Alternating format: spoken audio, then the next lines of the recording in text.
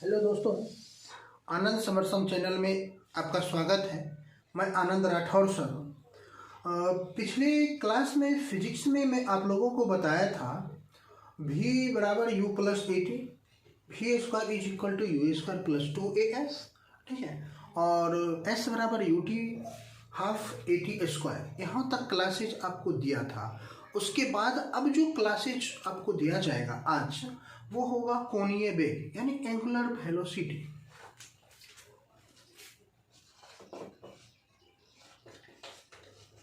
कोणीय वेग,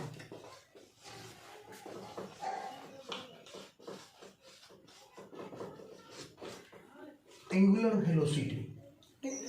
तो सबसे पहले एक बात याद रखिए, कोणीय वेग जो होता है वो कोणीय वेग का फॉर्मूला आपको याद रखना पड़ेगा। फॉर्मूला अगर आपको याद नहीं है तो अगर आप बेस से चलते, बिल्कुल छोटा से आसान तरीका से समझना चाहते हैं तो इतना जरूर आप जानते होंगे, चाल बराबर दूरी बटा समय। चाल बराबर दूरी बटा समय। तो चाल बराबर दूरी बटा समय होगा। तो यहां पे देखो क्या लिखा है, कोणीय वेग। अब बात रही कि चाल आया कहां से, ठीक है। चाल जैसे शब्द कहां से आया, ठीक। चाल जैसे शब्द कहां से आया, किस तरह से यहां चाल आ गया, तो ध्यान दीजिएगा ये वेग है, ठीक है। चाल और वेग दोनों एक दूसरे से रिलेट करता है। इसका मतलब ये कि चाल में जब दिशा का ख्याल कर लेते हैं तो वही वेग होता है। तो जहां चाल है, ठीक है, वहां आप वेग का इस्तेमाल कर सकते हैं, ठीक है। वेग का इस्तेमाल तब करेंगे जब उस चाल में किसका ख्याल किया जा रहा हो, दिशा का ख्याल किया जा रहा हो। तो इसका मतलब ये है कि वेग में हम चाल का प्रयोग कर ले तो चाल बराबर दूरी बटा समय हो जाता है। तो आप उसके हिसाब से लिखेंगे तो चाल की जगह पे आप एक शब्द का इस्तेमाल कर लीजिए, वेग का, ठीक है। वेग लिखे और यहां पे क्या लिखा हुआ है, कोणीय, तो आप लगाइए कोणीय। तो ये हो गया कोणीय वेग इज इक्वल टू, ठीक है, कोणीय वेग इज इक्वल टू चाल बराबर दूरी बटा समय। तो यहां कोणीय, अब देखिए कोणीय से क्या स्पष्ट होता है, कोणीय से एक बात स्पष्ट होता होगा कि किसी ना किसी कोण के बारे में कह रहा होगा, ठीक है। यानी कोण का वेग, वेग का मतलब होता है स्पीड, कोण का चाल, ठीक है। और वो जब चाल की बात करता होगा तो अभी क्या बोले हैं कि दिशा में, कोई ना कोई दिशा में चाल मूव करता होगा। यानी क्या, कोण जो है कोई ना कोई दिशा में चारों तरफ घूमता होगा, ठीक। जैसे कि बात करेंगे, आप कभी सर्कस गए होंगे मेला देखने के लिए, ठीक है। तो सर्कस में, उस मेले में क्या होता है कि झूला जो होता है, झूला, ठीक है, ब्रेक डांस जिसको कहते हैं, वो एक इस तरह से वृत्ताकार गोल होता है और यहाँ धुरी लगा होता है और वो धुरी पर जो है ये चक्र चारों तरफ घूमता रहता है। तो जब चारों ओर घूमता होगा तो 360 डिग्री में घूमता होगा, ठीक है। और वह कोई ना कोई दिशा को इंडिकेट करता है, वही यहाँ बात किया जा रहा है। तो कोण में दिशा का ख्याल किया जा रहा है तो वेग होगा। तो अब देखो वेग बराबर सूत्र क्या हो जाएगा, यहाँ देखो कोण लिखा तो यहाँ हो जाएगा कोण बटा समय। यही कोणीय वेग बराबर कोण बटा समय, चाल बराबर दूरी बटा समय, ठीक है। कोण बटा समय का मतलब अभी तुरंत बात की थी कि कोई वृत्ताकार कक्ष में कोई चीज घूम रहा होगा, उसके बारे में ये बात करता है। जब वृत्ताकार कक्ष में घूमेगा तो वो उसका एक एंगल है। मान लेते हैं कि वो इस कोण से बिंदु ए से लेकर कोई वस्तु मूव करके बिंदु बी तक गया, ए से मूव करके कोई वस्तु बिंदु बी तक गया, ठीक है। तो ए, अगर हम बोलेंगे कि चाल इसका क्या है ए से लेकर बी तक में, तो आप बताएंगे चाल बराबर यहां से रेखीय दूरी, ये कोणीय नहीं है, ये रेखीय की दिशा है, ये रेखीय दूरी बटा समय। लेकिन यहाँ कोणीय वेग बोलेंगे, ठीक है, तो कोणीय वेग बराबर कोण बटा समय है। कोण का मतलब होता है ये थीटा, ठीक। थीटा यानी क्या, यहाँ पे थीटा के साथ जितना दूरी तय करेगा उतना दूरी तय करने में जो समय लग रहा है वो उसका कोणीय वेग कहला रहा है, ठीक है। तो कोणीय वेग बराबर हो जाएगा थीटा बटा टी, थीटा बाय टाइम, ठीक है। तो थीटा बटा समय हो जाएगा। उसके बाद देखिए तो थीटा बाय समय होगा, तो आप कोणीय वेग को सूचित करेंगे ओमेगा से, यानी डब्लू जो लिखते हैं ये डब्लू, ठीक है, डब्लू को थोड़ा सा मूव करेंगे इस तरह से, इसको इधर से जाएगा और इसको इधर से जाएगा, इसको हम पढ़ते हैं ओमेगा, ठीक। तो omega is equal to theta by t, ठीक, omega is equal to theta by t. तो आपको पता है थीटा का मतलब ये होगा, ये क्या बोल रहे हैं कि थीटा यानी बाय टी, कुछ सेकेंड में अगर ये पूरा 360 डिग्री में मूव कर जाता होगा तो आप इस तरह से लिख देंगे omega is equal to 360 degree by t. 360 degree को आप इस तरह से लिख सकते हैं 2 गुना 180 डिग्री बाय टी। आपको पता है बिकॉज पाई का मान 180 डिग्री होता है, नहीं पता होगा तो याद रखिएगा पाई का मान 180 डिग्री होगा। तो omega is equal to, omega जब भी बोलते हैं तो इसका मतलब समझिए कोणीय वेग की बात करते हैं, ठीक है। ओमेगा डब इज इक्वल टू 180 की जगह पे पाई लगाएंगे और बटा टी, तो omega is equal to 2 pi by t हो जाएगा, ठीक, 2 पाई बाय टी होगा। तो आप इसको इस तरह से लिखेंगे कि 1 सेकेंड वाली सुई का कोण क्या बनाएगा, ठीक है, ये तो पूरा 360 डिग्री में, लेकिन अगर 1 सेकेंड में सुई का कोण की बनाने की बात करेगा तो आप कैसे उसको निकालेंगे, देखिए लिखिएगा सेकेंड वाली सुई द्वारा बनाया गया कोणीय वेग इज इक्वल टू, तो सेकेंड वाली सुई द्वारा बनाया गया कोणीय वेग आपको अगर निकालने के लिए कहेगा तो आप क्या लिखिएगा कि कोणीय वेग is equal to 2 pi by T.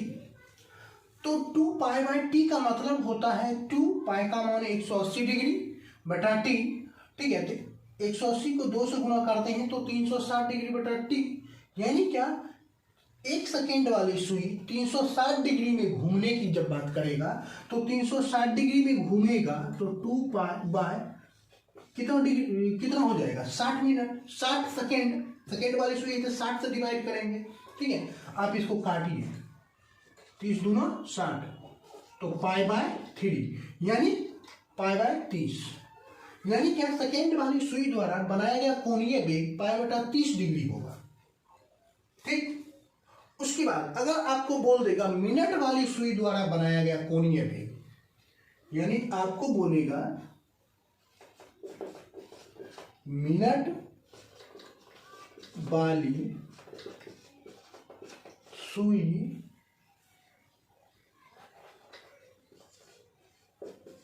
द्वारा बनाया गया कोणीय वेग इज इक्वल टू, कोणीय वेग ओमेगा इज इक्वल टू, तो मिनट वाली सुई तो फॉर्मूला वही रहेगा ओमेगा इज इक्वल टू क्या 2 पाई बाय टी, तो 2 पाई बाय टी, तो यहां देखिए 2 पाई का मतलब 360 डिग्री, ठीक है, 2 पाई का मतलब 360 डिग्री, यानी 1 मिनट वाली सुई 360 डिग्री में मूव करेगी, तो आप लिखेंगे 60 इंटू 60, आप इसको काटिए दोस्तों 30 दूना 60, पाई बाय 60 दिया 180, ये 1800, सॉरी, ठीक है, तो पाई बाय कितना 1800, पाई बाय 1800। रेलवे का एक क्वेश्चन भी पूछा था कि सेकेंड वाली सुई और मिनट वाली सुई की चाल का अनुपात ज्ञात कीजिए, ठीक है, रेलवे का एक क्वेश्चन था, उसमें लिखा हुआ था, बिल्कुल आसान सा क्वेश्चन था, लेकिन जब बच्चे के सामने गया होगा तो उसको लगा होगा बाप रे इतना हार्ड हार्ड क्वेश्चन पूछता है रेलवे में, साइंस में, ये गलत है। आप इसको कॉन्सेप्ट को समझ के रखिए। जब आप कॉन्सेप्ट को समझ के रखेंगे तो चीज़ें आपको आसान लगेगी, ठीक है। तो उसमें क्वेश्चन में क्या लिखा था कि सेकेंड वाली सुई द्वारा बनाया गया कोण मिनट वाली सुई द्वारा बनाया गया कोण का अनुपात ज्ञात कीजिए, ठीक है। यानी क्या, सेकेंड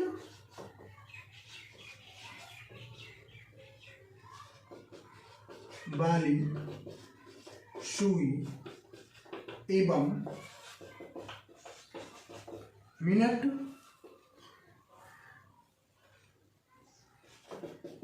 वाली सुई द्वारा बनाया गया कोण का अनुपात ज्ञात कीजिए, ठीक है। तो सेकेंड वाली सुई द्वारा बनाया गया कोण, तो कोणीय वेग उसका क्या होगा, π/3। तो सेकेंड वाले पहले लिखा हुआ था, तो उसमें बच्चे क्या करता, तो π/30 लिखता, अनुपात का था, अनुपात का मतलब बटा। उसके बाद देखिए फिर क्या लिखता, उसमें मिनट वाली सुई द्वारा बनाया गया कोण, तो मिनट वाली सुई द्वारा बनाया गया कोण का मान क्या होगा, π/1800, ठीक है। तो यहाँ वो लिखता π/1800। अब भाग से गुणा में चेंज कर दो, ठीक है, π/30, ठीक, π/30 यहाँ नीचे लिख देते हैं, ठीक है। π/30 भाग से गुणा में चेंज करेंगे कि ऊपर चला जाएगा, ठीक।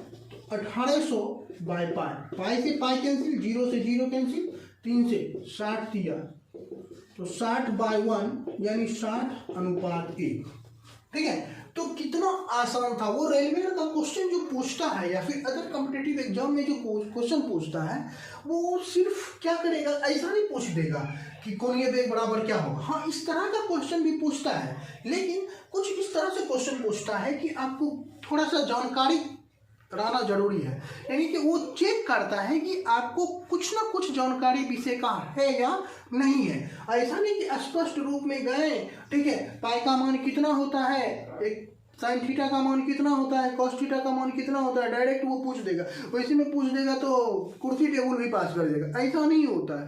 कुछ ना कुछ आपको कॉन्सेप्ट याद रखना ही पड़ेगा, कॉन्सेप्ट क्लियर रखना ही पड़ेगा, ठीक है, तभी चीजें कंप्लीट होगा, ठीक है। तो आज आप लोगों को बताया गया था एंगुलर वेलोसिटी। तो एंगुलर वेलोसिटी में कुछ कुछ पॉइंट और नोट कर लीजिए, ताकि आगे आपको किसी भी प्रकार का ये पॉइंट को पढ़ने की जरूरत नहीं पड़ेगा, ठीक है। तो यहाँ तक आप अगर पढ़ लिए होंगे, ठीक, तो आप स्क्रीनशॉट ले लीजिए, ठीक है। मैं इसे मिटाता हूँ, फिर आगे बताता हूँ।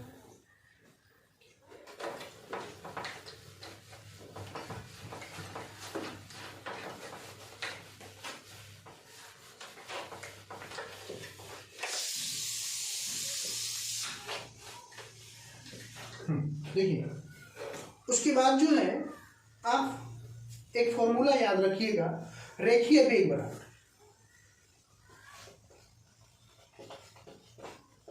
रेखीय वेग, ठीक है। कोणीय वेग वहां पर है थी, कोणीय वेग यहां देख रहे हैं रेखीय वेग, ठीक। रेखीय वेग को आप इंडिकेट करेंगे v से, v = ओमेगा × r, ठीक। तो इसका मतलब यह है कि ओमेगा किसको बोलेंगे, आपको पहले बता चुके हैं, कोणीय वेग को। आर का मतलब क्या होता है, त्रिज्या, ठीक है। तो रेखीय वेग = ओमेगा वेग बाय त्रिज्या। देखिए, अब इस फिगर से समझ लीजिए आसानी से। वहां बताया गया था कि कोई वृत्त ए से घड़ी किसी कोई एंगल बिंदु ए से जब बी तक आता है तो उसके साथ कोई ना कोई एंगल बनाता है, ठीक है। ये एंगल /t जब हुआ था तो कोणीय वेग में आए थे, लेकिन यहाँ कहता है रेखीय वेग।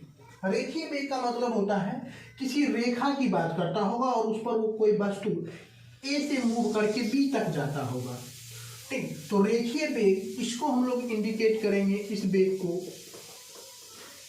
v से, v = ओमेगा × आर। आर मतलब क्या, कोणीय वेग, ठीक है, यानी ये कोणीय वेग गुना त्रिज्या, इसके बराबर फॉर्मूला होता है। तो आप इस तरह से लिख सकते हैं v is equal to omega into r, because आपको इससे पहले बताए थे कि ओमेगा बराबर फॉर्मूला क्या होता है, 2π/t, ठीक है, 2π/t।